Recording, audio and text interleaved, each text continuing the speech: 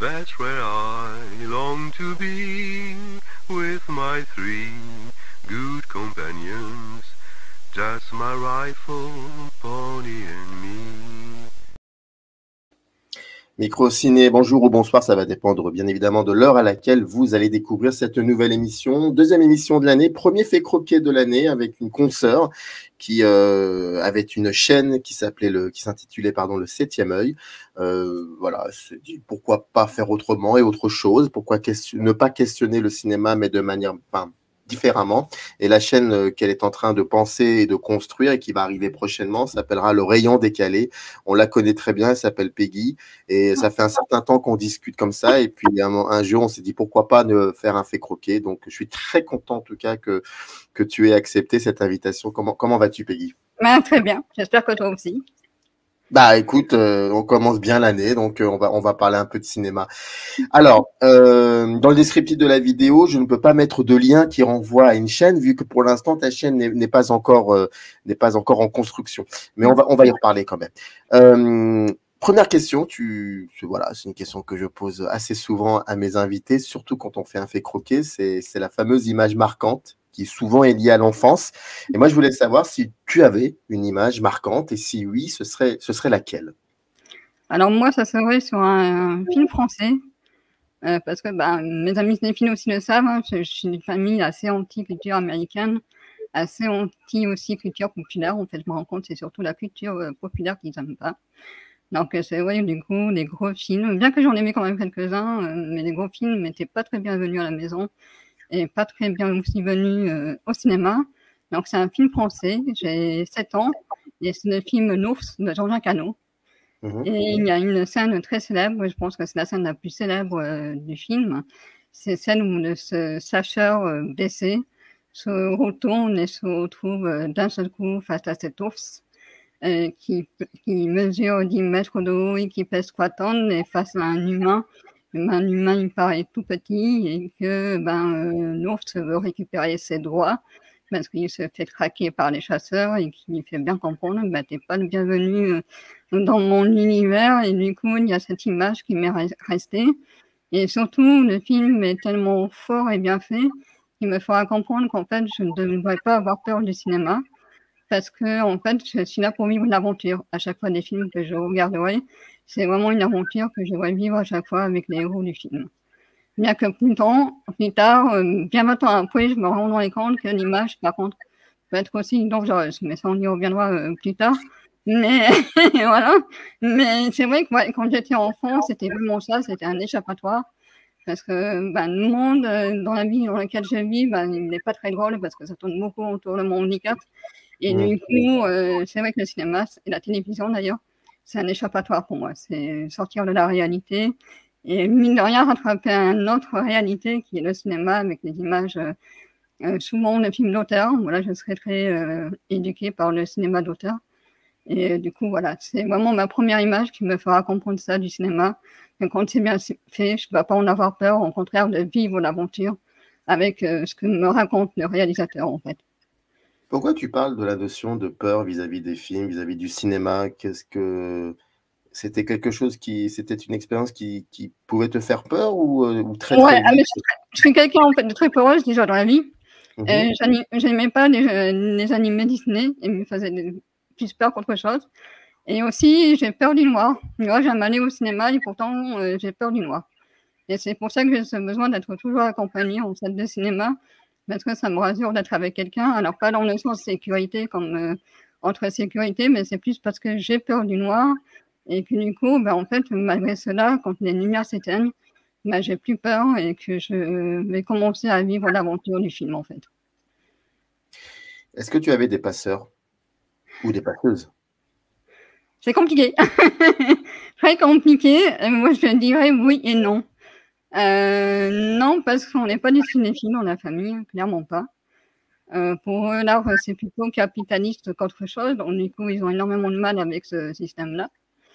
Mais mine de rien, si j'en ai eu, parce que par contre, mes parents sont fans de Scorsese et Tarantino. tu vois, quand ils essaient de m'interdire notre cinéma, mine de rien, j'ai droit à notre cinéma, mais bien plus violent finalement. Quand je m'aperçois que je regarde avec mes adultes, je me demande comment j'ai fait de voir ces films à l'âge de 15 ans, 17 ans. Voilà, Taxi Driver, Reservoir Dogs, Pulp Fiction, c'est quand même bien plus violent que les gros films blockbusters des années 80 avec Rambo ou Rocky. Enfin, tu vois, c'est une autre forme de violence quand même. Mais c'est vrai que j'arrive pas à le comprendre en fait. J'arrive pas à comprendre le côté que mes parents ont été stricts dans ils disent sur l'éducation, alors qu'en fait, j'avais toujours un moment finalement, je voyais un énorme film ultra violent et bon, c'est vrai que c'est d'auteur du coup, donc c'est raconté d'une manière différente, mais des images très réalistes en fait.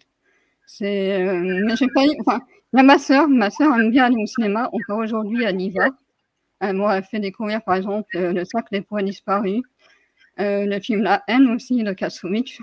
On a mis rapprocher Seven, ben voilà quoi, vraiment des films d'auteur en fait, et que je continue toujours à regarder avec plaisir aujourd'hui quoi. Et oui, pourtant je suis pas trop fan des années 80, mais j'adore les années 90 parce que je trouve qu'il y avait des films d'auteur vraiment très forts, et autant dans la forme que dans le fond. Comme aussi comprendre aussi, moi c'est mon film préféré avec Stallone, et du coup voilà, donc je ne sais pas si c'est vraiment être des passeurs ou enfin, j'ai vraiment du mal à comprendre l'éducation que j'ai eue en fait avec le cinéma. Ça, c'est une grande question et je ne sais pas. Enfin, voilà. Parce que moi, je continue à aller par contre aller au cinéma. J'aime ça, c'est vraiment voilà mon côté échappatoire. Et, mais par contre, j'aurais vu des daubes aussi. Hein. J'aurais vu Stargate, Independence Day, enfin tu vois, tous ces films de propagande justement des années 90. Hein. Mais c'est vrai que, mine de rien, quand je vais avec ma famille, je vois un autre cinéma, quoi, et qui me fait du bien aussi, mine de rien. Parce que je me rends compte que c'est des films complètement oubliés, en fait, aujourd'hui. Tous ces films-là, sauf Tarantino, Scorsese, mais tous les autres, toutes ces années 90, 95, 97, il y a énormément de films qui sont oubliés de ces époques-là, quoi. Quel genre de film serait oublié selon toi? Est-ce que tu as des idées, des exemples, pardon, de titres de films qui seraient oubliés aujourd'hui? Un ami rapproché, 7 ans au Tibet, avant qu'il soit mis sur Netflix, personne n'en parlait. Enfin, moi, quand je vois les vidéos sur YouTube, je vois personne en parler, en fait, de ces films-là. Et je sais pas, c'est peut-être parce que c'est des films à moins grand spectacle que les films d'aujourd'hui, du coup, ça intéresse pas peut-être les générations d'aujourd'hui, alors que c'était une autre manière, en fait, de raconter le cinéma, que je trouve qu'il a beaucoup changé depuis les années 2000.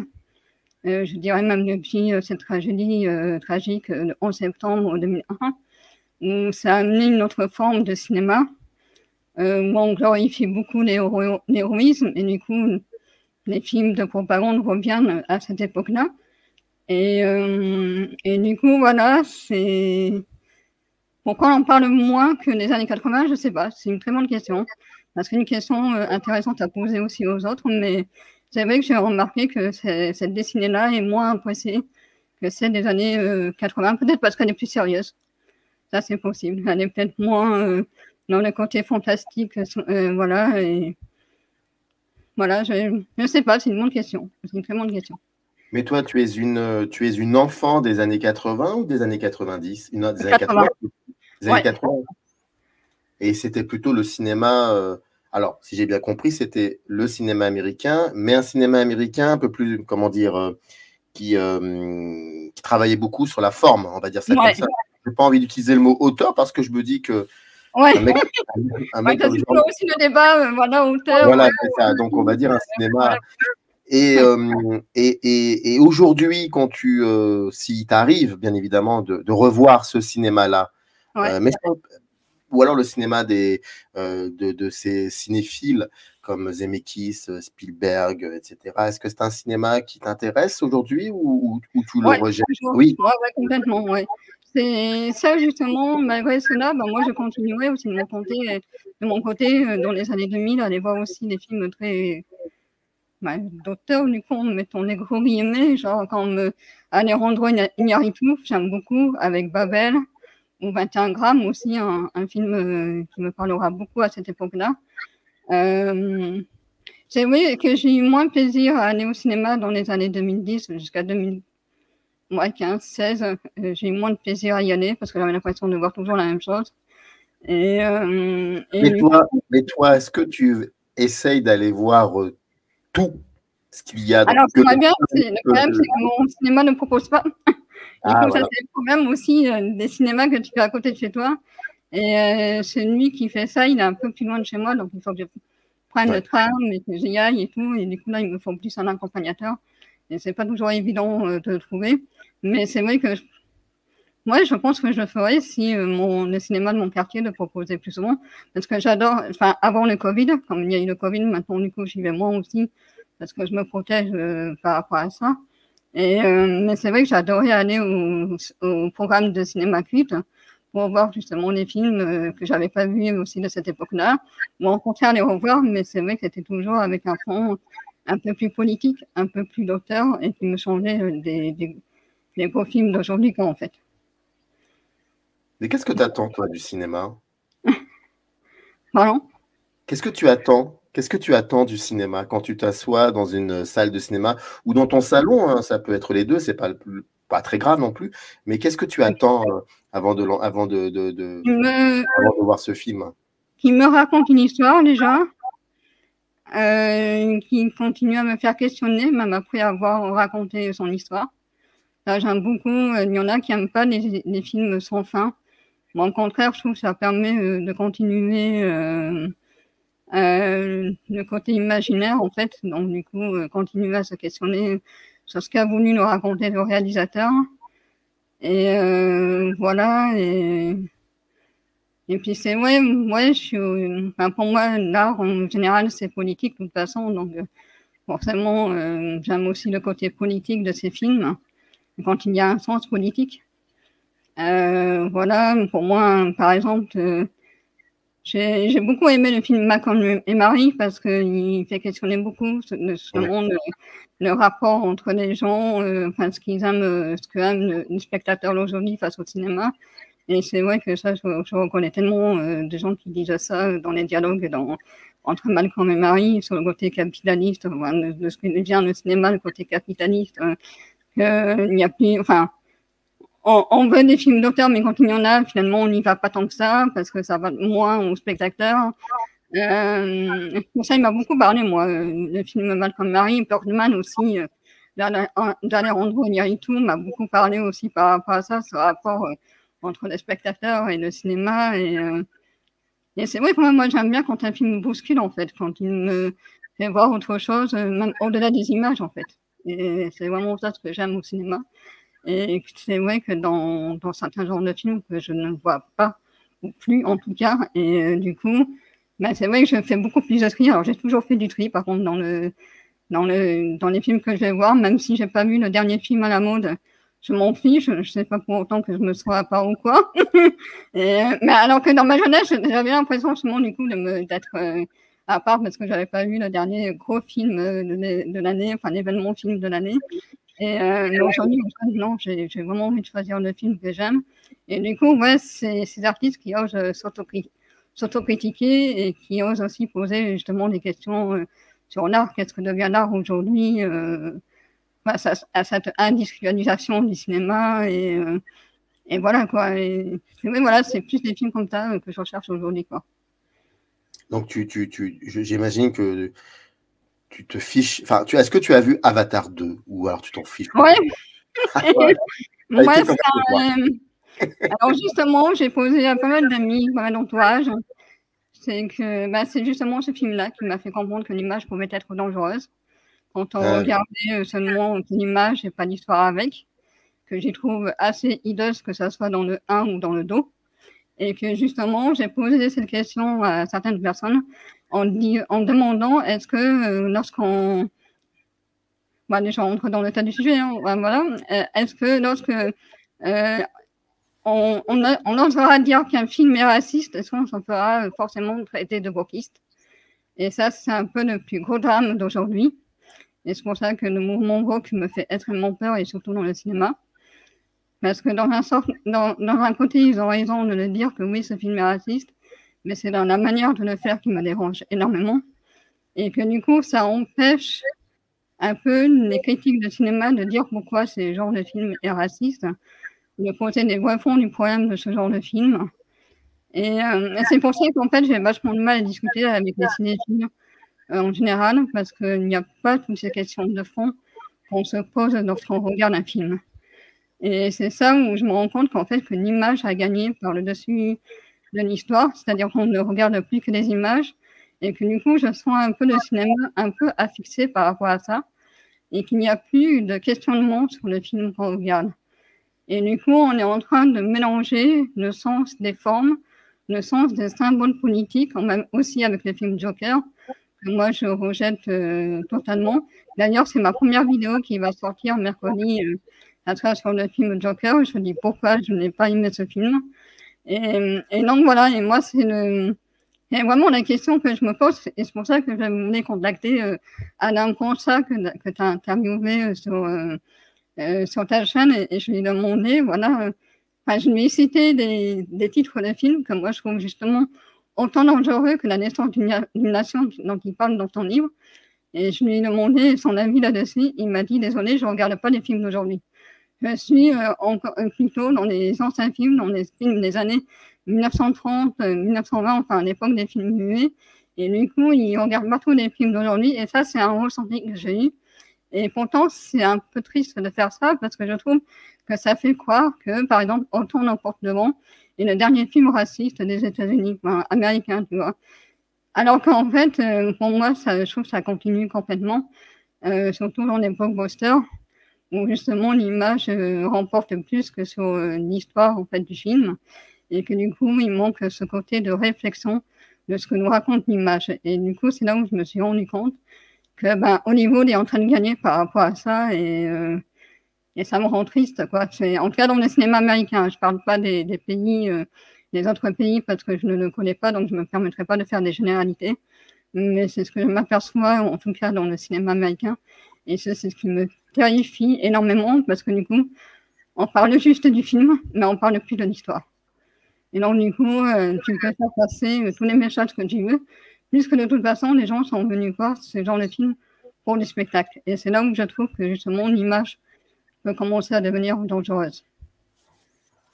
Mais cette question sur la dialectique dans le cinéma, je veux dire, c'est quelque chose, par quel truchement c'est quelque chose qui a été important dans ta manière de regarder un film? Est-ce que c'est parce que c'était au gré des conversations que tu avais avec des gens autour de toi qui refusaient peut-être ou ne voyaient pas des éléments qui font que le film est discutable sur certains aspects ou quoi que ce soit?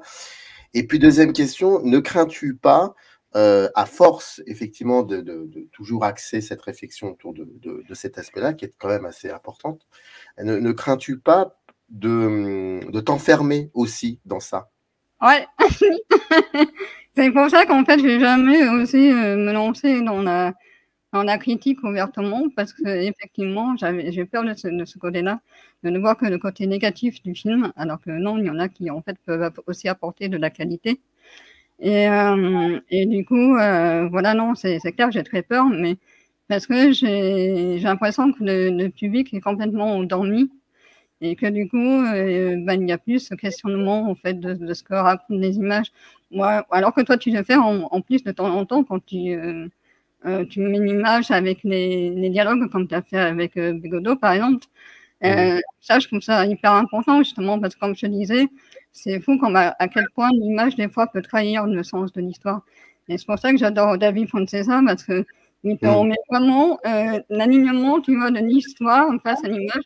Et c'est pour ça que des fois, vous êtes un peu en décalage, c'est-à-dire qu'on vous discutez un peu, parce que tu t'aperçois qu'en fait, tu n'as même pas du tout vu la même chose que lui. Et comme je te disais, pour La Haine, un film que j'adore, c'est ce que je lui disais à David, c'est que ce film, pourtant, j'adore, hein, je l'ai vu 1 million de fois, il est tellement fort, justement, dans sa photographie, dans ce qu'il nous présente, mais je savais qu'il y avait un problème, et je n'arrivais pas à comprendre pour lequel.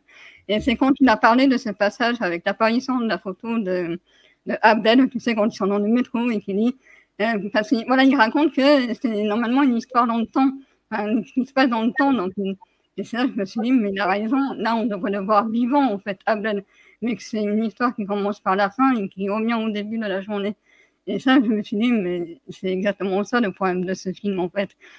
Et du coup, voilà, mais c'est vrai, du coup, j'ai peur, effectivement, de ne voir que le côté négatif des films. Et c'est pour ça que j'ai beaucoup de mal à me lancer, effectivement, dans les critiques. Mais voilà, non, après, je peux y voir vraiment des qualités, hein. C'est clair, moi, par exemple, j'adore le directeur de la photographie, qui est Emmanuel Lupeschi, qui est mon directeur de la photographie fétiche. J'ai vraiment un gros coup de cœur à chaque fois de ses prestations qu'il fait dans les films. Comme dans The Revenant, d'ailleurs, je dis très souvent que The Revenant, c'est pas le film d'Alejandro Iñárritu, mais le film d'Emmanuel Lubezki. L'Arbre de la vie, qui est mon chef-d'œuvre absolu de Terrence Malick. Voilà, c'est. Donc, oui, je sais aussi quand même de me laisser merveiller par l'image, mais je me dis toujours, parce qu'en fait, c'est le français à l'école qui m'a appris à lire, si tu veux, les textes français, à lire les poèmes aussi, où les profs, justement, nous expliquaient comment les auteurs arrivaient à détourner la censure, tu vois, dans les textes, en faisant justement les métaphores, les jeux de mots. Et j'ai lu ce flash, je ne sais pas quand, mais c'est assez récent, en fait, où je me suis dit, bah, en fait, au cinéma, c'est la même chose. Il y a les images, mais il y a aussi l'histoire qui va avec. Et du coup, il faut toujours faire le lien entre les deux pour voir si c'est vraiment ce qu'il veut raconter à travers l'image. En tout cas, moi, c'est ma manière à moi de voir le cinéma. Mais effectivement, avec cette peur toujours de tomber dans on va dire, le côté obscur, de dire toujours que le cinéma, c'est nul, voilà, alors que c'est pas du tout. En fait, j'aime réellement ça, mais je sais pas, j'ai toujours cette analyse de fond, en fait, que j'aime faire à travers les images, quoi, pour questionner justement le spectateur. C'est ça, je trouve que il y a chez toi des questions assez importantes sur la notion de spectateur, à savoir d'où on regarde les films. C'est pas du tout qu'est-ce qu'on regarde comme film, c'est d'où on les regarde, les films. Ouais. Et je trouve que, alors il y a cette question-là, mais il y a aussi par rapport à un film, qu'est-ce que ça dit ce film? Est-ce que ça pense ou pas? Ou est-ce que ça pense P-A-N-S-E sans faire de mauvais jeux de mots? Mais j'ai envie de savoir un peu. Enfin, il y a tout cela, c'est de la stimulation intellectuelle. Il faut que ça continue de. Il y a le mouvement du cinéma, mais il y a le mouvement aussi de la pensée. C'est un peu basique ce que je dis, mais ça t'arrive parfois. Question un peu, c'est comment dire, elle est taquine à cette question. Ça t'arrive parfois de t'ennuyer parce que tu n'as pas les personnes, les interlocuteurs ou trices avec qui tu aurais envie de ce dialogue. Je ne parle pas via Internet, via les réseaux sociaux, je parle physiquement, de vive voix. Toujours. Quand je vais voir le film la première fois, toujours, j'essaie vraiment de m'oublier et de laisser m'évader justement dans le film, parce que c'est le but premier d'un film. Mais par contre, après, c'est là où je vais commencer à me questionner sur l'après, en fait.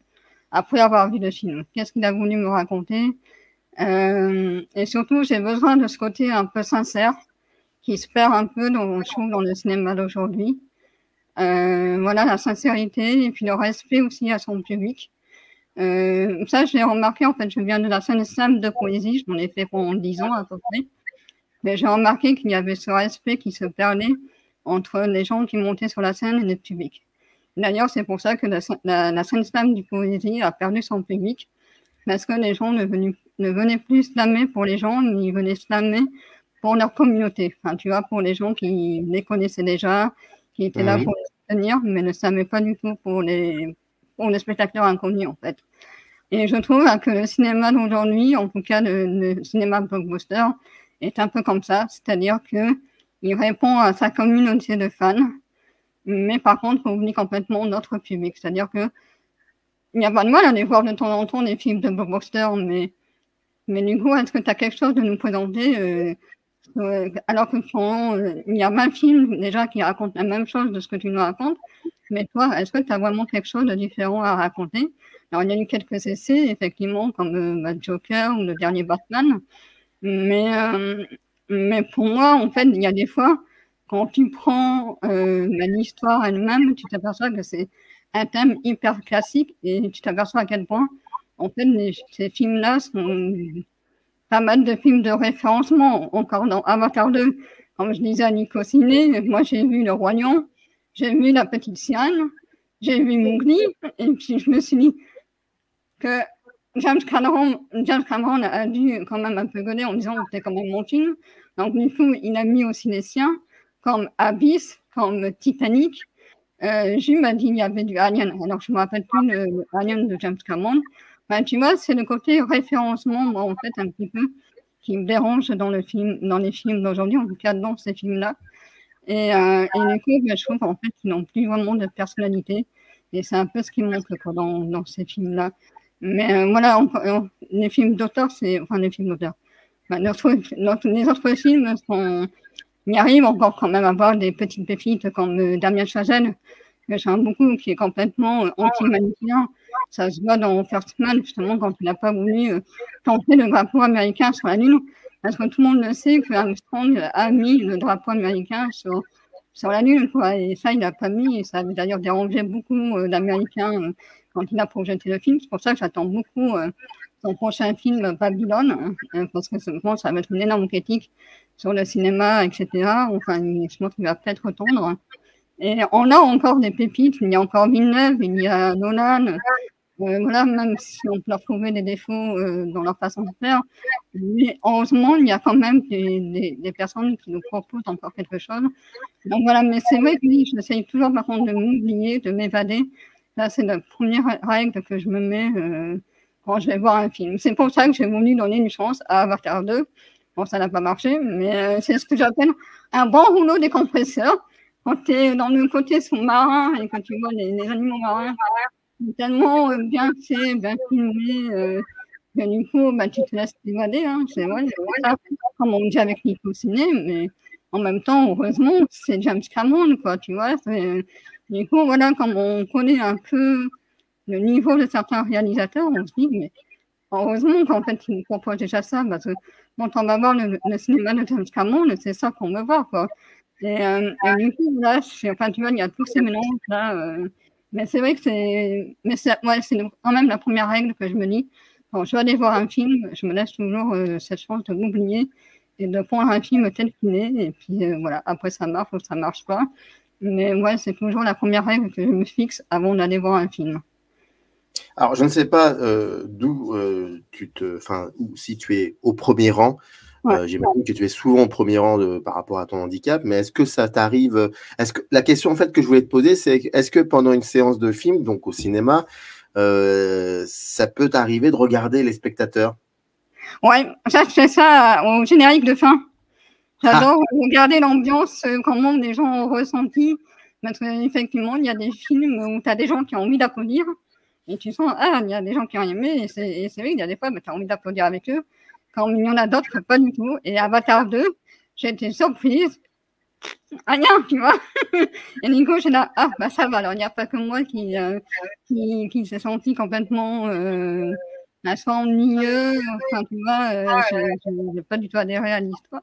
Mais c'est vrai que moi, j'adore regarder à la fin, pendant les génériques, voir la réaction des gens, voir comment aussi, des fois, les écouter pour voir comment ils en parlent et tout. Et non, ça c'est génial. Enfin, quand tu peux le voir, c'est génial. Voilà la réaction. Alors moi, par contre, je n'aime pas le premier rang. Je préfère me mettre quand même plutôt vers le milieu. En général, je place pour les personnes en situation de handicap. Là, j'ai un cinéma plutôt bien fait par rapport à ça. Où justement, la place pour les fauteuils est au milieu, justement. Donc, j'ai pas le nez sur l'écran. Parce que c'est vrai que moi, je pense que ça me rendrait malade si j'ai vraiment le nez sur l'écran. Et voilà, donc, moi, non, j'aime bien avoir un minimum de recul quand même, pour justement tout voir tout ce qui se passe dans les arrière-plans, justement ce qui me raconte l'histoire par rapport à l'image. Voilà, je regarde le cinéma comme ça, mais moi, j'adore regarder la réaction des gens, et comme le film Joker, j'étais énervée à la sortie du film, et les gens avaient tellement trouvé ça génial. Moi, je voulais partir. Mais non, mais c'est pas possible. Je ne trouverai pas des gens pour parler du film, quoi. Donc, du coup, je suis partie direct. Donc voilà, mais ouais, c'est génial quand on peut voir la réaction des gens. C'est super, ça fait partie aussi de la salle du cinéma que tu n'as pas effectivement chez toi, quoi. Quand tu as vu l'ours, tu l'avais vu au cinéma, l'ours? Oui, tout à fait. J'avais À 7 ans. l'époque. Et je crois Ouais. que c'était en 88, l'ours, ou en 89, quelque C'est chose comme ça, ça. ouais, j'avais 7 ans. Ouais, J'ai parce que moi, 81. d'accord, bah moi je l'avais vu, moi je suis de 76, mais je me souviens très bien, je l'avais vu dans mon cinéma de quartier, l'ours. Et ma question elle est très simple, c'est que est-ce que donc tu as été beaucoup plus un enfant du salon, comme moi d'ailleurs, moi j'ai beaucoup plus été un enfant du salon, ou alors est-ce que tu arrivais à aller plus souvent au cinéma, en sachant que dans les années 80, c'était pas aussi simple malheureusement pour les situations, pour les Ouais. personnes en situation, les personnes Alors, handicapées, je dis c'est les plus deux quand compliqué. même, parce que même si j'allais pas souvent au cinéma, parce que ben, mes parents n'avaient pas trop les moyens de nous offrir les places, on Ouais. était quand même 5, donc enfin 5 au total, donc ça peut faire revenir cher la soirée quand même. Aujourd'hui c'est Toujours un pire. moment de fête, Aujourd'hui, donc c'est du coup, c'était très important pour moi le cinéma parce que c'est le moment justement où on se retrouvait en famille, un peu en paix et sorti de la réalité. Mais aussi, quand je pouvais pas voir justement les films parce que j'étais trop jeune pour les voir, j'ai essayé de les rattraper à la télé. Donc, style 2 ou 3 ans après, ils passaient à la télé. C'est vrai que c'était beaucoup moins rapide qu'aujourd'hui. Aujourd'hui, il suffit de 4 mois et le film est déjà sorti en physique et 2 mois après à la télé. Il fallait être beaucoup plus patient dans les années 80-90 pour voir un film à la télé, quoi. Et je devrais même peut-être pas le dire, mais je te raconte même pas pour celles et ceux qui comment dire, s'approprient le film autrement. C'est encore plus rapide. Qu'est-ce qui a, je referme la parenthèse, qu'est-ce qui s'est passé, quelle mouche t'a piqué pour construire cette chaîne de 7e œil et ensuite réfléchir à une autre chaîne qui va s'appeler Le Rayon des Cœurs? Qu'est-ce qui a fait qu'à un moment tu t'es dit, j'ai envie moi aussi d'utiliser un média et de parler de cinéma? Alors ça, c'est parce que justement, je trouvais qu'on parlait trop des films des années 80. En plus, ça avait ce côté justement, le film est magnifique, le film est beau, mais sans jamais parce que ça, c'est quelque chose aussi qui me dérange, où la contextualisation excuse l'existence de certains films et de certaines époques. Pas que je dis qu'il faut les censurer, non, le film est fait, on doit pouvoir le voir, enfin, c'est à nous de choisir si on veut les voir ou pas. Mais la contextualisation, pour moi, ne doit jamais excuser l'existence d'un film, surtout s'il a des propos plutôt racistes ou propagande religieuse, etc. Au contraire, on doit pouvoir l'exprimer, en faire la critique. Et du coup, je trouvais que ça manquait un peu de parler politique à travers le cinéma. Et parce qu'aussi, je suis d'une famille assez anarchiste, assez révolutionnaire, contestataire. Donc, du coup, j'ai aussi cette éducation-là de ne pas toujours me laisser avoir par le côté superficiel, en fait, des choses. Et c'est ça que j'ai voulu apporter la première fois sur la chaîne. Mais ça a été très mal pris également. On m'a traité d'inétiste. Alors que s'il y a bien une mauvaise élève, c'est bien moi. J'étais vraiment à chaque fois la dernière des dernières. Enfin, voilà. C'est parce qu'en fait, pour moi, à l'époque, on ne savait pas ce que j'avais comme problème de santé. Donc, l'école, c'était vraiment pas important pour moi. La seule chose que je devais faire, c'était surtout sortir en vie de cet endroit parce qu'il me faisait énormément de mal, à la fois par les professeurs et par les élèves. C'est pour ça que le cinéma aussi était important pour moi pour m'échapper, en fait. Mais en grandissant, justement, avec ma famille d'entre très engagée politiquement, c'est vrai que j'ai voulu ramener le côté politique des films et de expliquer en quoi il ne faut certainement pas excuser l'existence de certains films, mais au contraire, à quel point aussi, parce que c'est ça qui est assez terrible, et ça, Alain Branchal avait très bien expliqué sur ta chaîne, il y a des fois, les termes ont la même définition, mais n'a pas la même histoire entre les pays.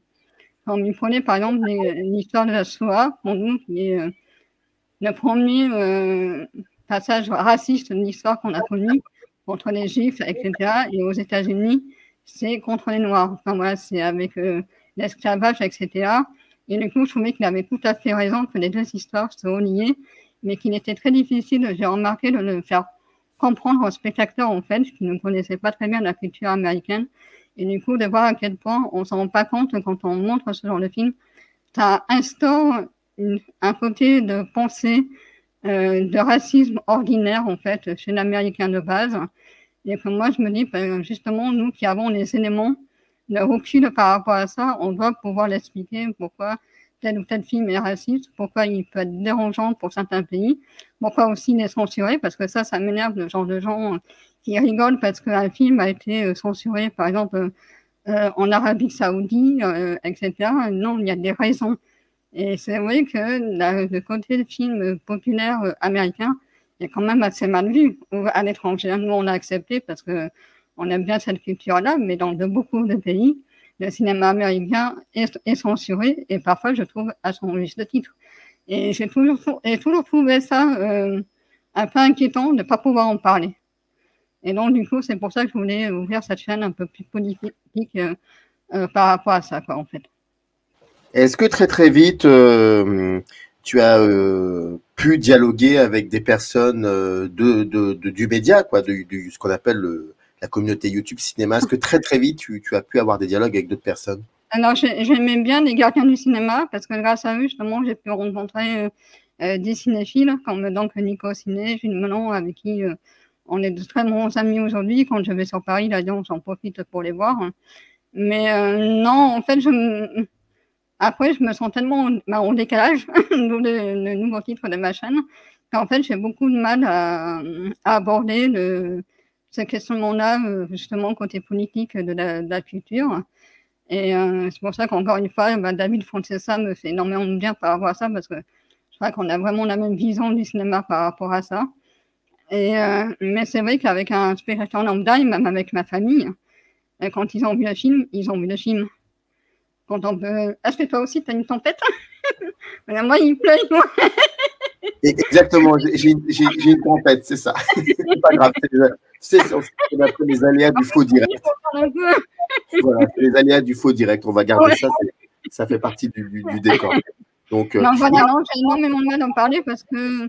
Alors, c'est ça qui est bizarre, c'est qu'ils se contredisent parce que du coup, je leur pose la question souvent, même, est-ce qu'un film, ça a un fond, une forme? Et pour eux, ça leur paraît évident. Et pourtant, tout ce qu'ils disent très souvent, ah ouais, j'ai bien aimé le film. Et ça s'arrête là. Et on peut passer au suivant. Du coup, j'ai beaucoup de mal à trouver vraiment des personnes pour aller un peu plus loin, justement, que l'image ou que l'histoire a voulu nous raconter. Là, j'ai beaucoup de mal à discuter avec des gens comme ça, quoi. Donc, voilà. Est-ce que tu vas avec cette nouvelle chaîne YouTube, Le Rayon Décalé? D'ailleurs, tu la lances quand exactement, cette mercredi, la première vidéo sort mercredi, à 18h. D'accord, mais est-ce que la chaîne existe déjà ou Oui, il y a des prêts et tout. Donc, la première vidéo, voilà, sort vraiment mercredi à 18h. Bon. Et est-ce que tu vas t'intéresser aussi à d'autres cinématographies? Pas forcément le cinéma américain ou un peu le cinéma français, mais d'essayer de voir un peu ce qui s'y passe ailleurs. Parce que, ouais, j'aimerais beaucoup, mais comme du coup, j'ai pas de cinéphile dans mon entourage, c'est très difficile. Donc, c'est pour ça que du coup, je suis beaucoup sur YouTube pour essayer de découvrir d'autres réalisateurs dont on parle tout le temps. Après, moi, c'est vrai que la culture américaine, c'est une culture qui me parle le plus. C'est une culture que j'aime depuis que j'ai l'âge de 15 ans. Donc, c'est pour ça aussi que j'ai cette connaissance sur l'histoire politique des États-Unis. Quand en troisième, la prof d'anglais nous avait parlé de Martin Luther King, c'est quelque chose qui m'avait impressionné à l'époque. Et moi, j'ai continué de mon côté à découvrir ce genre de personnes qui ont essayé de faire bouger les choses, et parce qu'ils ont essayé de le faire, ils se sont fait tuer. Ça, c'est toujours quelque chose qui m'a choqué. Et j'ai découvert du coup plus tard Harvey Milk, James Baldwin, justement grâce au cinéma. Mais c'est vrai que j'ai un peu plus de mal d'aller vers l'étranger, effectivement. Il faudrait que je trouve. C'est pour ça que j'aime bien regarder ta chaîne quand tu parles justement d'autres réalisateurs que je ne connais pas du tout. Parce que ça me permet effectivement de sortir de mon confort, comme on dit. Non, du coup, voilà. Mais c'est vrai, quand on n'a pas de cinéphile dans la famille, c'est très très difficile, quoi. Donc, du coup, c'est pas évident de garder tout seul, quoi. Mais c'est marrant parce que mon cinéma ne me propose pas, donc j'ai pas cette démarche de le faire toute seule, quoi, en fait. Mais c'est marrant parce que tu as dit le cinéma étranger, mais le cinéma américain, donc il est un peu aussi étranger. Et il y a aussi étranger. C'est marrant que tu dis. Mais il est tellement familial, en fait, c'est ça que je ne me considère plus comme étranger, en fait. C'est ça. Mais ce qui est encore plus drôle, c'est que lorsque je t'écoute me parler de ce que, pas de ce que tu attends du cinéma, parce que je crois que tu fais partie de celles et ceux qui se posent, qui sont là et qui ils attendent pas des choses du cinéma, mais en tout cas, ils découvrent des choses avec le cinéma. Et je me dis que il y a quand même des fils, enfin des pistes, comme ça, c'est des choses qui te sont sensibles, en tout cas, quand tu vas voir un film. Ouais. Et je me dis qu'il y a d'autres pays qui, là, pour le coup, ont une capacité incroyable de questionner ces aspects-là. Je parle de racisme, je parle de la politique, tout ça. Et donc, c'est très troublant que tu n'ailles pas plutôt vers ces films-là où tu vas voir des choses, de par leur histoire, de par aussi le contexte géopolitique dans lequel ils vivent actuellement. Ouais, carrément. Après, moi, c'est vrai que j'ai beaucoup de mal avec tout ce qui est César, Cannes. Parce que même s'ils montrent parfois des films étrangers, c'est quand même très mis dans une case, quand même côté bien pensant. Tu vois, il faut pas, on peut critiquer le pays, mais quand même dans le sens que ça termine à peu près avec une bonne morale. Du coup, j'ai beaucoup de mal, voilà, avec ces films très lynchés, enfin, tu vois, très, on va le dire entre guillemets, propres, tu vois, pour ne pas trop choquer les spectateurs. Et donc, du coup, j'ai du mal avec ce cinéma étranger que ces cérémonies proposent, parce que c'est pas tout à fait ça ce que je recherche. Par exemple, là, il y a un réalisateur, j'ai pas envie de dire de bêtises, mais irakien, je crois, qui est justement allé en prison parce qu'il a osé critiquer son pays. Iranien, tu veux dire? C'est Panahi, Jafar Panahi, le cinéaste iranien. Jafar Panahi, le cinéaste. Je crois que c'est ça, c'est ça. Et je me dis que là, tu vois, c'est un truc qu'on n'en a pas conscience en France. Qu'il y a des gens qui peuvent aller en prison pour réaliser, justement, et raconter ce qui se passe dans leur pays. Et ça, je trouve qu'en France, la liberté d'expression, justement, est tellement accessible qu'on ne s'en rend pas compte, en fait, de ça. Je ne sais pas si tu es d'accord ou pas avec moi, mais je trouve qu'on a difficilement un débat autour de ça, tu vois, de ces artistes, justement, qui peuvent se faire arrêter dans leur pays.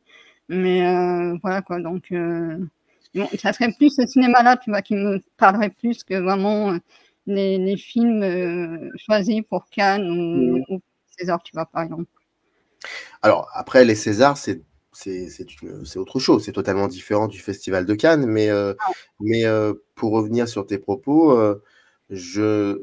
sauf erreur de ma part, je pense que au contraire,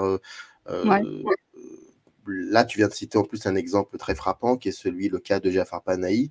Ça fait quand même un certain temps qu'il malheureusement est emprisonné, mais il continue encore à faire des films d'ailleurs.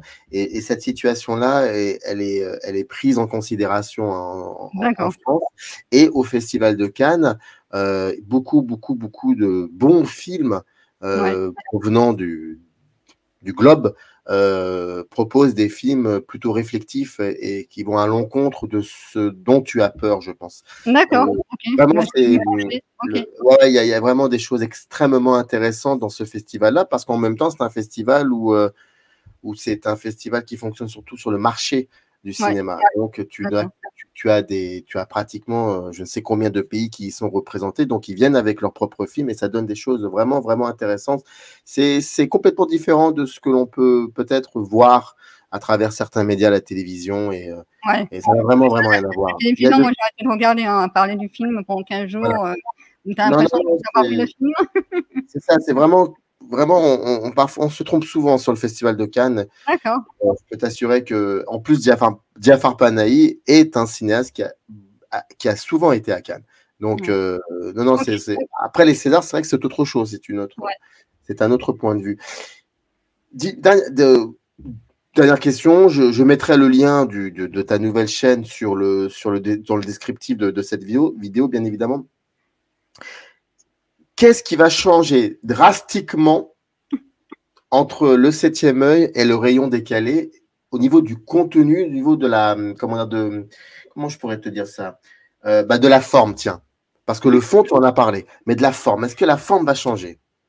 Alors, c'est vrai que je n'aime pas la facecam, Pareil, Mm. je me suis pris pas mal de critiques, donc ils m'ont fait énormément de mal. Du coup, je veux moins me montrer le moins possible. J'accepterai que dans les lives, justement, Oui, là mais où c'est simple ça, ce pour parler. ce sont des imbéciles, si je peux me permettre. Ouais, ouais, je sais, mais voilà, ça marque quand même. Enfin, tu vois, quand tu Mais je reçois. comprends, je comprends. Mais du coup, c'est plus du podcast illustré, en fait. Ouais, Voilà. Je préfère. Alors, j'ai du boulot encore sur la voix parce que j'ai des problèmes respiratoires, en fait. Donc, ouais. j'ai encore du boulot sur la voix. Mais moi, ça serait plus des podcasts illustrés que vraiment des vidéos, en fait. Bah, comme notre ami Valérian de Sinfals. Lui, Exactement.